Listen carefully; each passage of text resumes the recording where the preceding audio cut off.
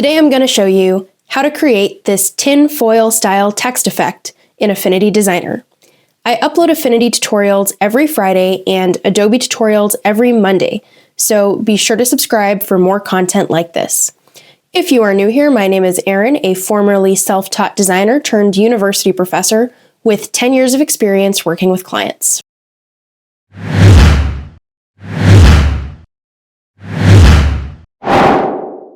I have a 1280 by 720 pixel file setup, and we're working in Affinity Pixel today. A bold, blocky, paper cut style font works best for this effect. The one that I'm using is called Biggie Cut, which I have linked in the YouTube description for you to download.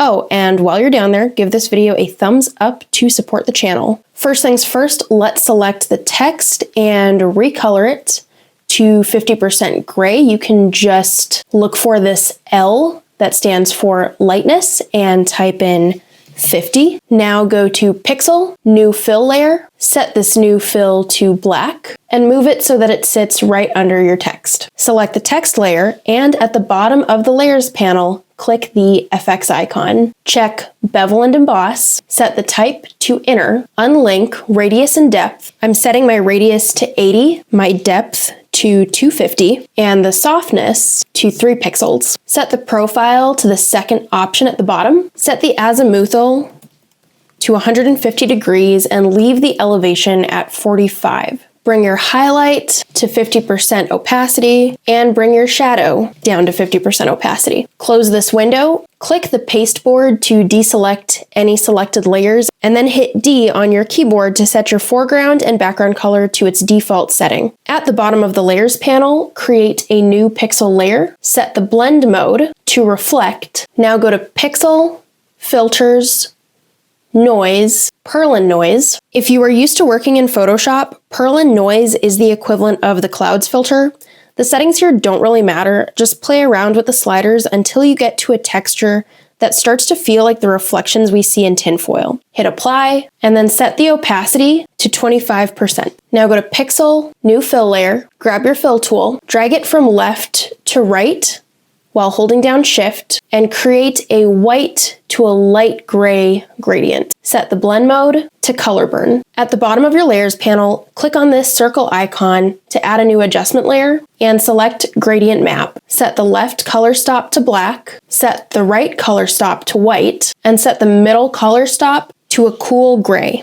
I'm assigning this the hex code 82738C. Now click on the new adjustment icon again, add a curves adjustment, drag the layer so it sits right below Gradient Map. Immediately go ahead and plot 5 points.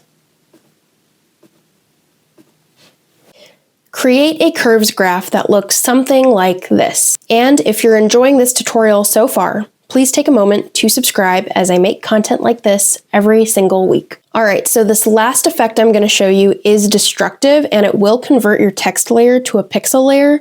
So before we do that, grab your text layer and hit Command or Control J on your keyboard to duplicate it, just in case you need a copy of the live text layer. Now go to Pixel, Filters, Distort, Ripple, and what this filter does is it literally ripples your effect.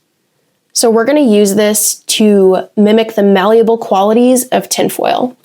I'm just going to set this to 20. Once you hit apply, you'll see that the name of this layer has changed to pixel, and so it is now a rasterized layer. If you zoom in, you'll see that this design does have these pixelated outlines. So to fix that, we're going to select our text effect layer and hit Command or Control J to duplicate it and bring it all the way up to the top of the Layers panel. Click on the effects icon to edit it, uncheck Bevel and Emboss, bring the fill opacity down to 0, and check outline. With the alignment set to outside, bring the radius up just a little bit, somewhere around 3 to 5 seems to be a good radius. Now this plus sign is kind of hard to see, but if you look closely, select that plus sign right next to outline, and this will allow us to add a second outline. And this time we're going to change the alignment from outside to center. And as we bring the radius up, the outline scales towards the center. I'm going to set this to just 1 pixel. If you want to adjust the color of your text effect, all you have to do is edit your gradient map,